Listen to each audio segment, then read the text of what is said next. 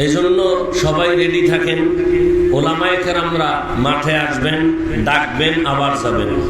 আন্দোলন মুসলমানের একদিন না, যখন জালেম জুলুম করবে প্রত্যেক জালেমের বিরুদ্ধে আন্দোলন।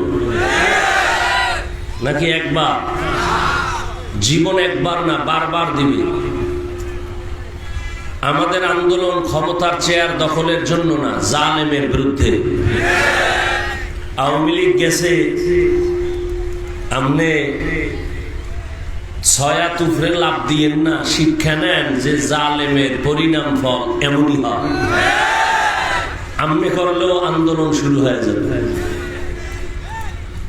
হুজুরেরা আন্দোলন করছে, ছাত্র জনতার বৈষম্য বিরোধী আন্দোলনে আলেম ওলামারা জীবন বাজি রেখে নামছে। বলে না আমরাই আন্দোলনে কামিয়াব হইছি, এখন আমগো চেয়ারে বসাও।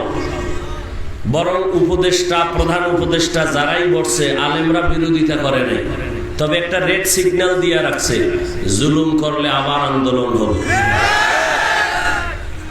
অতএব বেশি নাচানাচি করেন না। বহু মাস্তান কিন্তু ঘর বাড়ি ছাড়া কই আছে, জমিনে না আসমানে খবর নাই। অতএব টাকার মাস্তানি আর বাড়ি গাড়ির মাস্তানি বাংলাদেশে চলে না। আল্লাহ সব ভাইকে হেদায়েত দান করুন। বাংলাদেশে যত ঝামেলা দেখতেছেন শুধু একটাই কারণ, আলেমদের সাথে বেয়াদবি করার ফলাফল। আল্লাহ হেদায়েত দান করুন।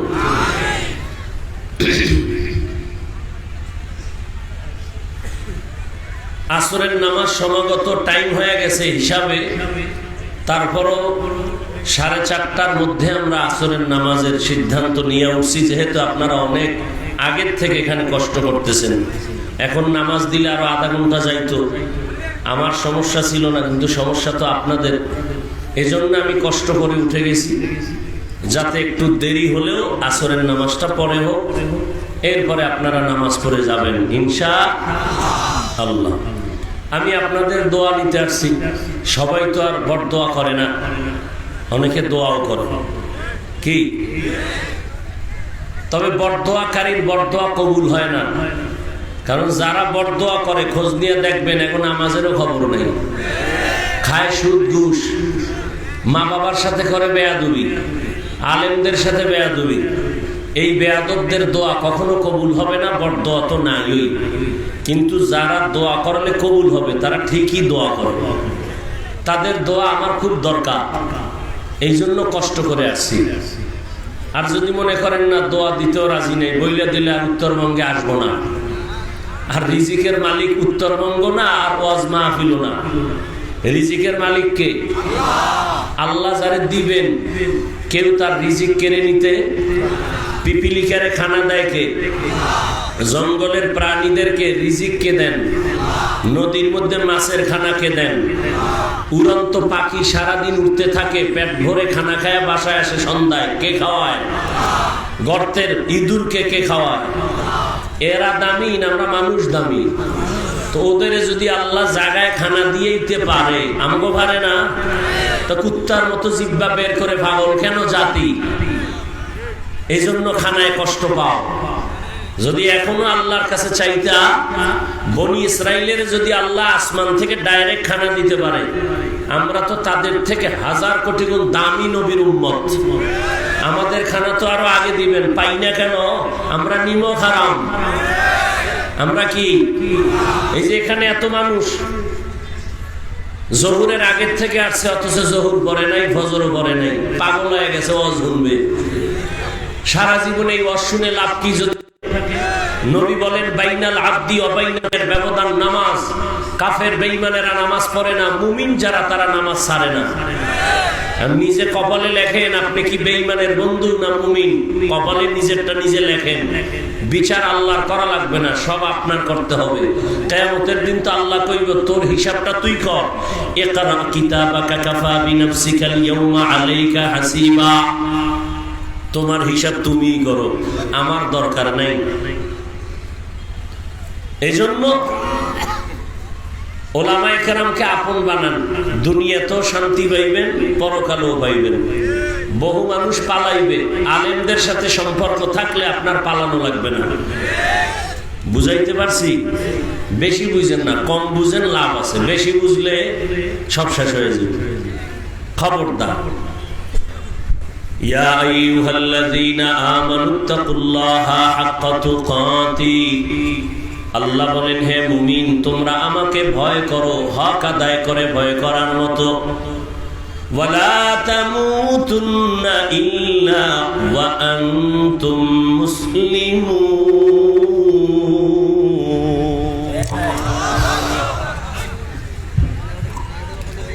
কি সমস্যা কি? তাইলে ওদিকে গেলে তুমি তার দিলে হবে? তোমার ওইটার নিচে কিছু ঠেক দাও, ওইটার নিচে। আর এটা টাইট করো। কিসের টাইট করো? হ্যাঁ দাও, হ্যাঁ যাও, বাস যাও। আল্লাহ বলেন হে মুমিন আমি আল্লাহকে তোমরা ভয় করো হক আদায় করে, মুসলমান না হইয়া মইরো না। কি না হইয়া? আসতে, মুসলমান না হইয়া। আর হাদিস পড়ছি, নবী বলছেন আলা সাবধান হে উম্মত, তোমরা প্রত্যেকেই দায়িত্বশীল। আল্লাহর কাছে দায়িত্বের কারণে হিসাবের কাঠগড়ায় দাঁড়াতে হবে, পালানোর সুযোগ নাই। কে দায়িত্বশীল? বলে সবাই।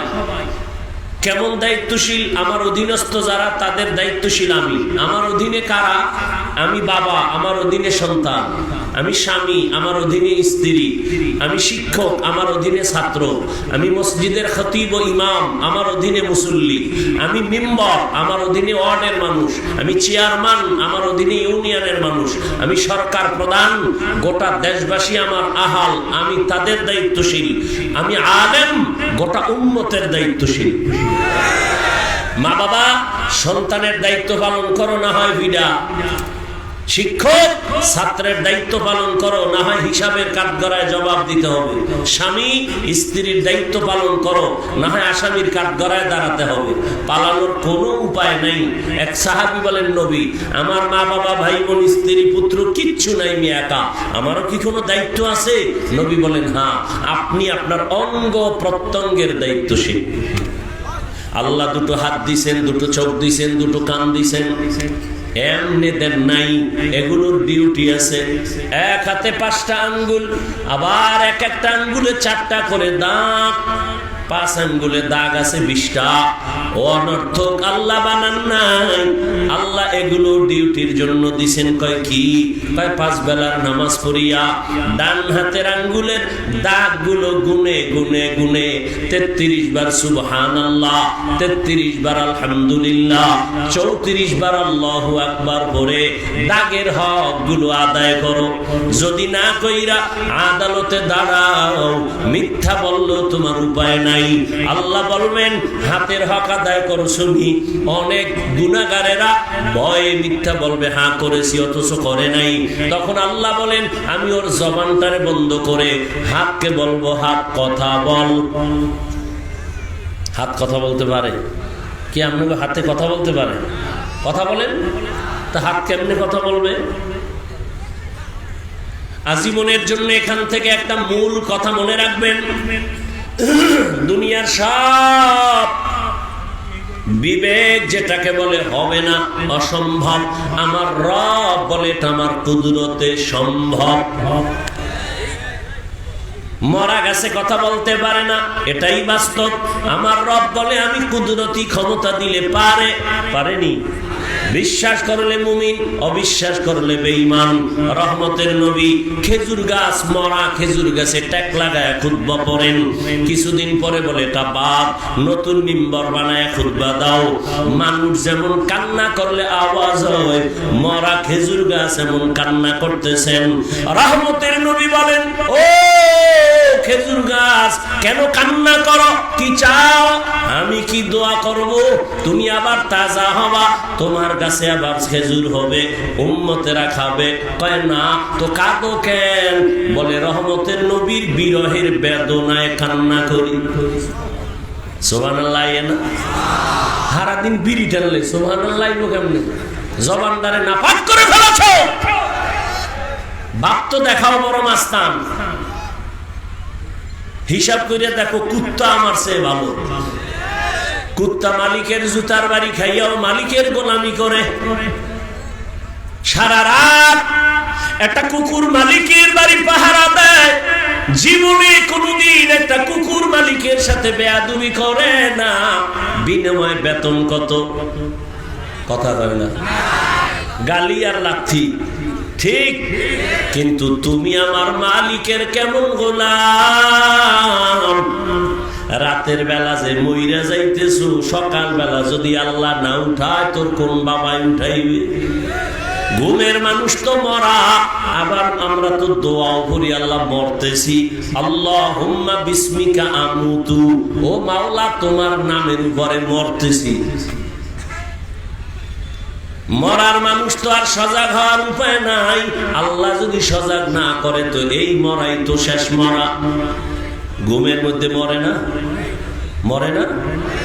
এরে যুবক, যদি একটু চিন্তা করতা, ঘুমের মধ্যে যদি আজরাইল আইসা হাজির হয় আমার জানটা নেওয়ার জন্য, আর আমার কানের মধ্যে যদি দেখে গানের তার লাগানো, আমি মুসলমান হিসাবে আল্লাহর আদালতে কেমনে দাঁড়াবো? এই চিন্তা যদি করতি রে যুবক, জীবনে গলায় ছুরি লাগাইতি, দাড়ির মধ্যে ছুরি লাগাইতি না। हर के दारत खौफ हक़दार दिल मदगम जन्नतुल मअवा देहद रामका। কয়দিন আর দুনিয়ায় বাহাদুরি করবা? ও যুবক, তুমিও মুসলমান আমিও মুসলমান, তোমার আল্লাহ আমার আল্লাহ কয়জন না আলাদা? বলো, তোমার নবী আমার নবী? এই জবান খুলো। তোমার আমার কোরআন, তোমার কোরআন আমার কোরআন এক, হাদিস। তোমার কাবা আমার কাবা, তোমার ধর্ম আমার ধর্ম, তোমার কালেমা আমার কালেমা। তুমি আমি দুনিয়াতে আসছি সিস্টেমও। শুধু লালমনির হাটের মানুষ লঙ্গি ভরে দুনিয়াতে জন্ম নিছ। সবার সিস্টেম এক, বিদায় বেলা কাফনের সংখ্যা হবে 3টা, তাও এক, কালার হবে আলাদা।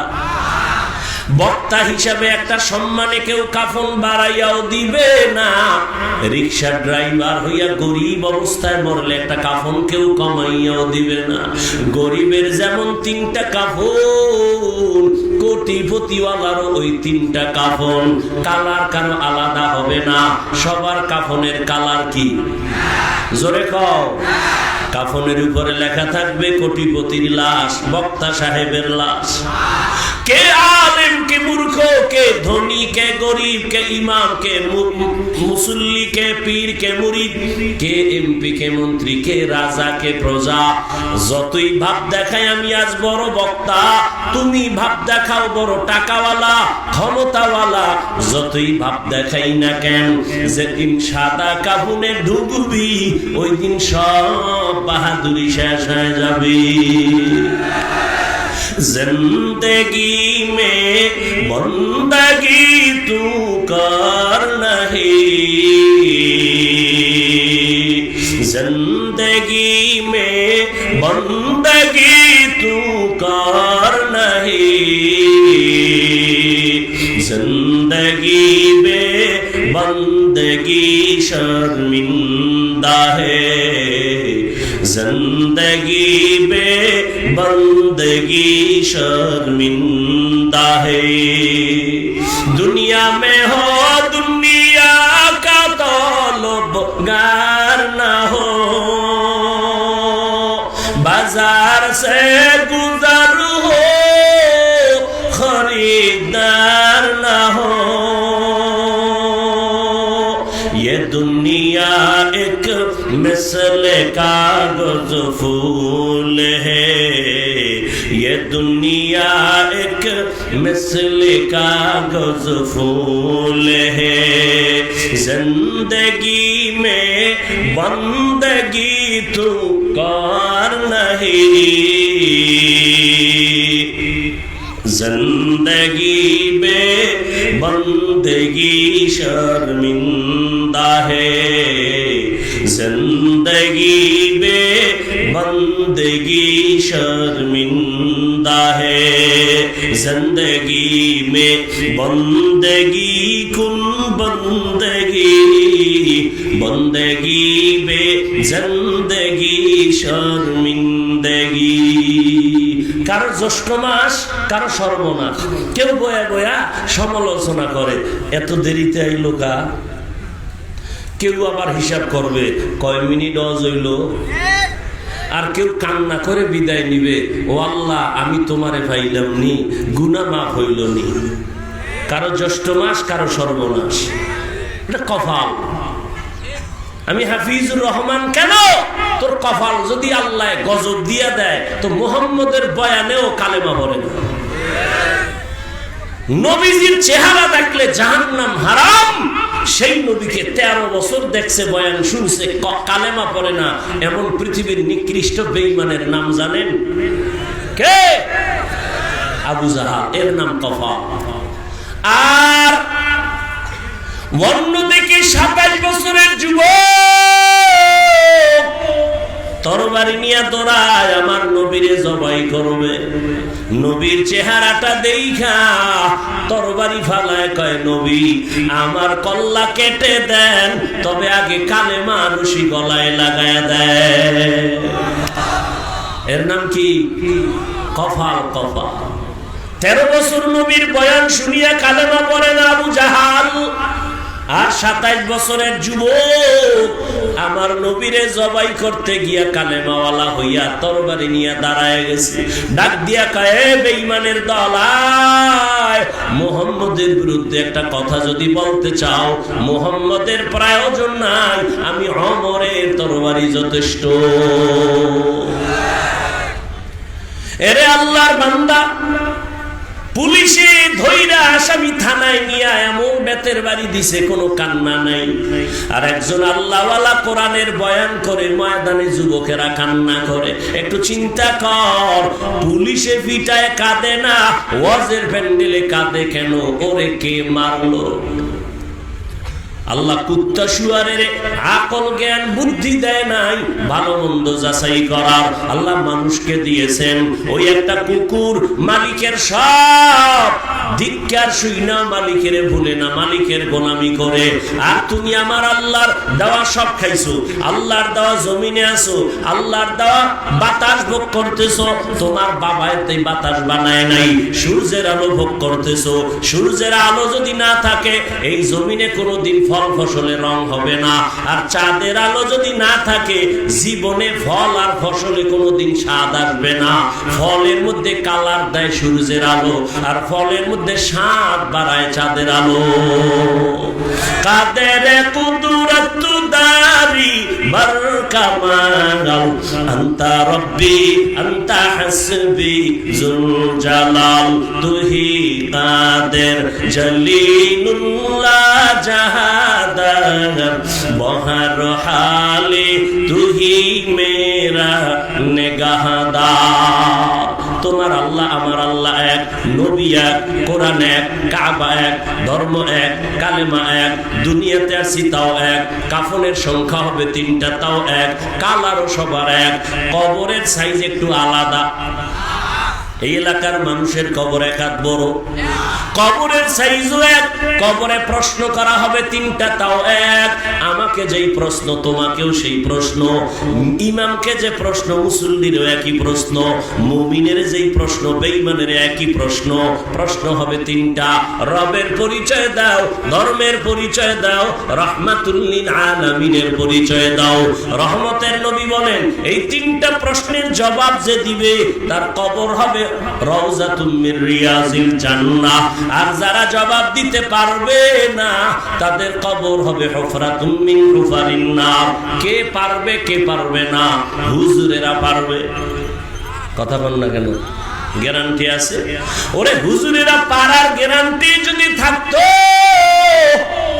জান্নাতের টিকিট হাতে পাইছে 10 জন সাহাবা পাইয়াও এত সুন্দর তাদের আমল ইখলাস তাকওয়া নামাজ রোজা এরপরও জান্নাতের টিকিট হাতে রেডি 10 জন সাহাবা জীবনভর নামাজে দাঁড়ায় কাঁদতেছেন, আল্লাহর আদালতে কেমনে দাঁড়ায় হিসাব দিব? তাদের তুলনায় তো তোমার আমার নামাজ নাই, রোজা নাই, তেলাওয়াত নাই, ঈমানও দুর্বল, শিরিকওয়ালা ঈমান, আমলের তো খবর নাই। এরপরে যদি আবার চাপাবাজি করো, আমল না করলে দিল পরিষ্কার, তোমার মতো নিমক হারাম ধোঁকাবাজ আর কে হবে? তোমার তো গলায় রশি লাগাইয়া সারা জিন্দেগি কান্না দরকার। আবু বকর যদি জান্নাতের টিকিট পায়া কান্না করেন আল্লাহর আযাবের ভয়, তোমার তো আমার তো গলায় রশি লাগাইয়া কান্না দরকার। কিন্তু কপাল বড় খারাপ, নিজেও কাঁদো না, কেউ যদি কান্না করে তাও পছন্দ করো না। তোমার কপাল কি শুধু খারাপ? কিছু কিছু নিমক হারাম নিজেও কান্না করে না, অন্যে কাঁদে জাহান্নামের ভয়ে তাও সহ্য করতে পারে না। নিজেও নামাজ পড়ে না, অন্যে নামাজ পড়ে তাও পছন্দ করে না। নিজেও দাড়ি রাখে না, অন্যে দাড়ি রাখে তাও পছন্দ করে না। নিজেও জিকির করে না, অন্যে জিকির করে আল্লাহর তাও সহ্য করতে পারে না। এইরকম কপাল পরা নিমক হারাম আছে না নাই? এর একমাত্র কারণ হলো আল্লাহর আযাবের ভয় তোমার আমার অন্তরে নাই। আর আল্লাহর কসম, ততদিন পর্যন্ত বয়ানি শুনবা কিন্তু কাজে লাগবে না, যতদিন পর্যন্ত আল্লাহর ভয় অন্তরে আসবে না। আর এটাও লিখে রাখো, আল্লাহর ভয় তাকওয়া ততদিন পর্যন্ত তোমার অন্তরে আসবে না, যতদিন পর্যন্ত আল্লাহর প্রিয় বান্দাদের নেক নজর নিবা না। কোনো মাস্তানি চলবে না। ভালো আল্লাহর বান্দা ওলিয়ে কামেল, এদের নেক নজর নিবা তো কলবে তাকওয়া আসবে। একটা প্রমাণ আমি নগদ দেই। এই যুবক বাবারা, তোমরা যারা এখানে কষ্ট করে আসছো বসছো, আল্লাহকে সাক্ষী রেখে একটু জবাব দাও। ওলামায়ে কেরামের বয়ান শুইনা আল্লাহকে সাক্ষী রেখে সত্য কথাটাই বলিও। বলো, তোমার এই 1 ঘন্টা 1.5 ঘন্টার বয়ানে তোমার অন্তরে একটা ধাক্কা লাগছে নি? মিছা কইস না, লাগছে? 1 ঘন্টার বয়ান উলামায়ে কেরামের সামনে বসিয়া 1 ঘন্টা সময় দিয়া বয়ান শুনে যদি তোর কলবে ধাক্কা লাগে, তাহলে যদি মাস বছরকে বছর উলামায়ে কেরামের সাথে চলো, ধাক্কা লাগতে লাগতে লাগতে লাগতে গুনাহ ছাইরা নেক দইরা মনে হয় তুমি জান্নাতের ছবি দেখে কবরে যাইবা। সোহবতে সালেহ তোরা সালেহ কুনাত, সোহবতে তালেহ তোরা তালেহ কুনাত। ও আল্লাহর বান্দারা, সৎসঙ্গে সর্ববাস, অসৎসঙ্গে সর্বনাশ। আল্লাহ বলেন আমাকে ভয় কর। ভয়ের নাম তাকওয়া। এখানে সবাইকে যদি জিজ্ঞাসা করি আপনারা কারা কারা আল্লাহকে ভয় করেন, সবাই হাত উঠায় বলবে আমরা ভয় করি। নামাজ পড়ে না কয় ভয় করি, দাড়ি নাই বলে ভয় করি, গাঞ্জা খায় মদের বোতল নিয়ে দৌড়ায় সেও বলে আল্লাহরে ভয় করি। আমরা নামাজিরাও বলি আল্লাহকে ভয় করি, পর্দা করিয়াও বলি ভয় করি। দুই দলের ভয় কি সমান? না। আল্লাহ কয় না, আসলে ভয়ের হাকিকতই বুঝো না রে গোলাম। সন্তান মা বাবারে ভয় করে, প্রমাণ মা বাবার সামনে সন্তান অন্যায় করে না। শিক্ষকের ছাত্র ভয় করে, প্রমাণ হলো শিক্ষকের সামনে অন্যায় করে না। ঠিক যেই মানুষটা আমার আল্লাহর আযাবকে ভয় করবে, ওই বান্দা জীবনেও গুনাহ করবে না। আল্লাহর ভয় দ্বিতীয় আল্লাহ একটা শর্ত লাগাইছে, মরবি তো মুসলমান না হইয়া মরণ বরণ করবি না। ওয়ালা তামুতুন্না ইল্লা ওয়া আনতুম মুসলিমুন।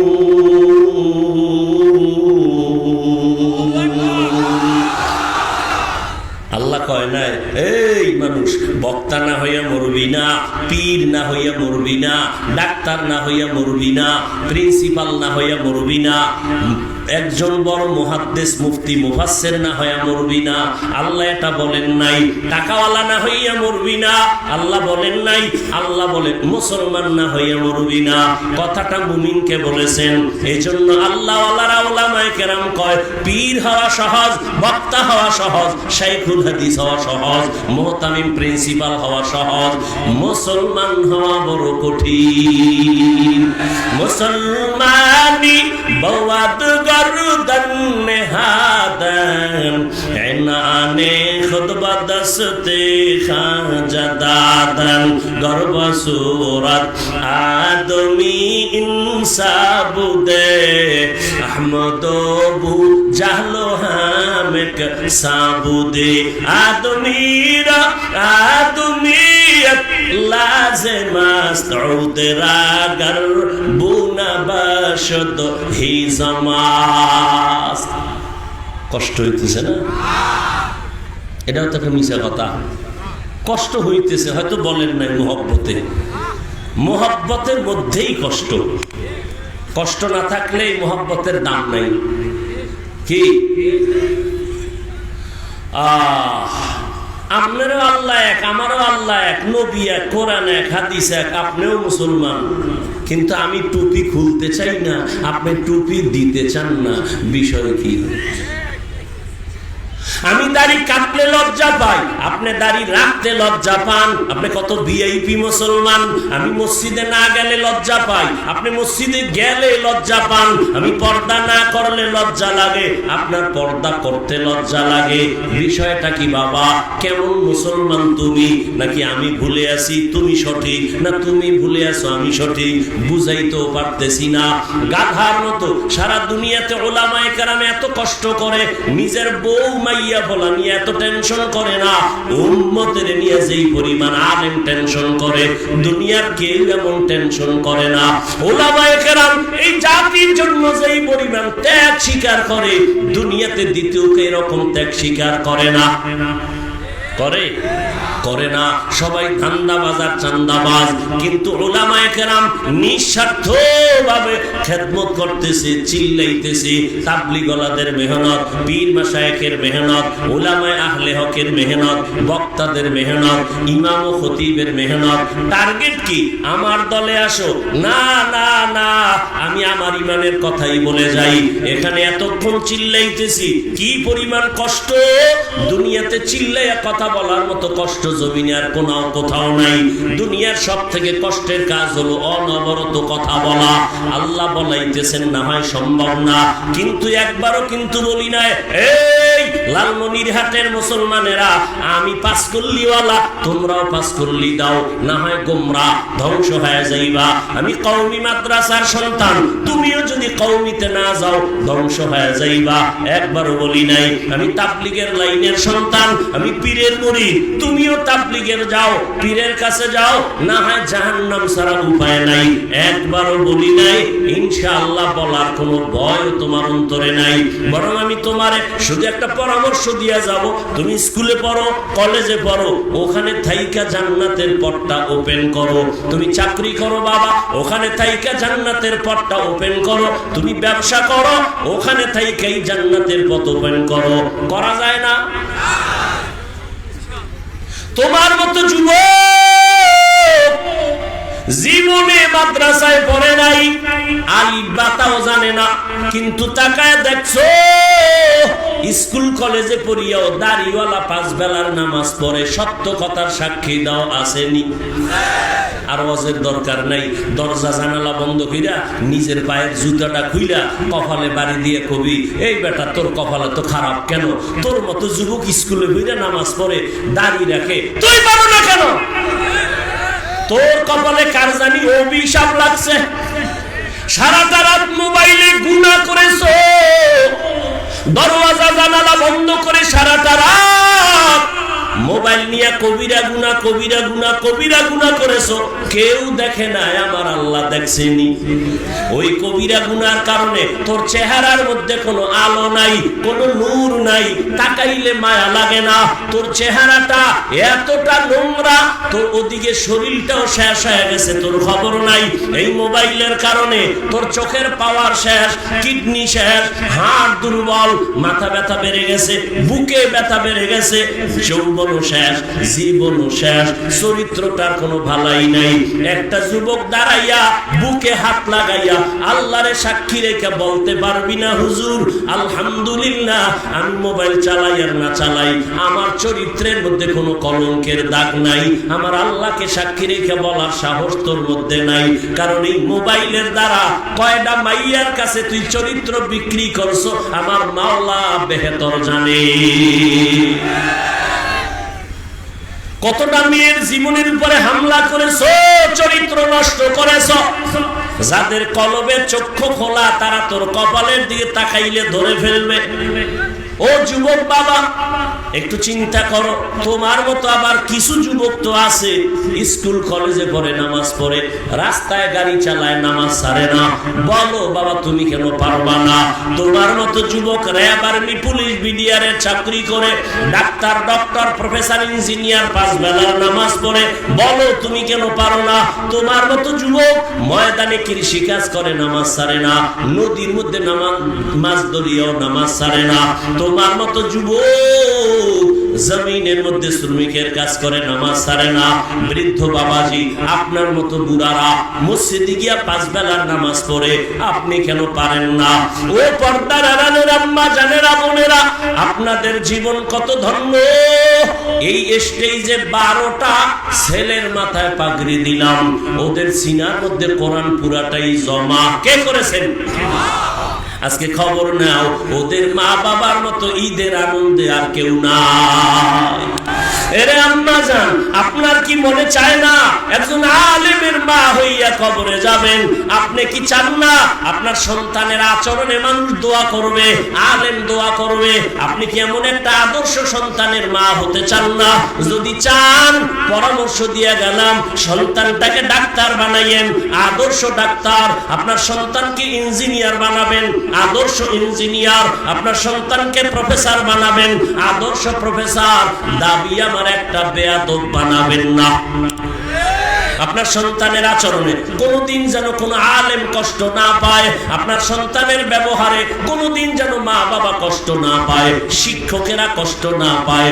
কারণ যুবক, তোমার জীবনের সফলতার জীবন যদি চাও, তোমার 3 জায়গার দোয়া লাগবে, না হয় পারবা না। আল্লাহর কসম, প্রথম তোমার দোয়ার পুঁজি হলো মা বাবার দোয়া।